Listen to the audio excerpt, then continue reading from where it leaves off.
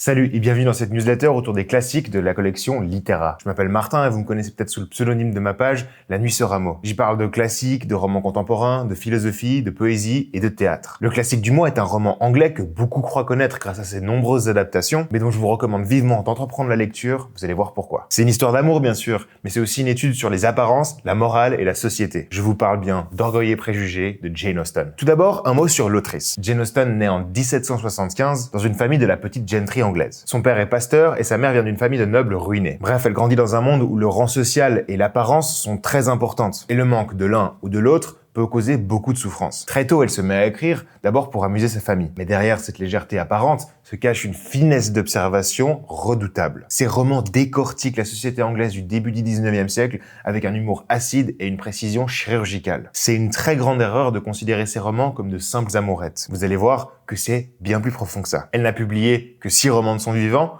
mais quel roman! Raison et sentiment, Emma, Persuasion, Mansfield Park, Northanger Abbey et bien sûr Orgueil et préjugés qui a été publié en 1813. Et ce qui est vraiment fascinant avec Jane Austen, c'est qu'elle a écrit tout ça dans sa petite chambre, dans son petit village, perdu au milieu de nulle part, loin de tout. Et pourtant, c'est des histoires qui parlent encore à des millions de personnes. Le pouvoir de la fiction. Mais parlons un peu du roman alors. Orgueil et préjugés raconte l'histoire de Elizabeth Bennet, la deuxième fille d'une famille nombreuse qui vit à la campagne. Sa mère n'a qu'une obsession, marier ses filles à des hommes riches et bien nés. Là, classique. Arrive alors un homme fortuné, Monsieur Bingley, accompagné par son ami, encore plus riche et encore plus orgueilleux, Monsieur Darcy. Mais Elizabeth, elle est pas impressionnée. Elle est vive, intelligente, indépendante, et surtout, elle a pas peur de dire ce qu'elle pense, même à un mec aussi hautain que Monsieur Darcy. C'est une comédie de mœurs pleine d'esprit, d'ironie et de tendresse, où Mrs. Bennet va en surprendre plus d'un avec sa témérité et son franc-parler. De quoi choquer les protestants anglais de l'époque. Et maintenant, je vais te donner 3 raisons de lire Orgueil et préjugés. D'abord, parce que c'est un des romans les plus drôles de la littérature anglaise. L'humour de Jane Austen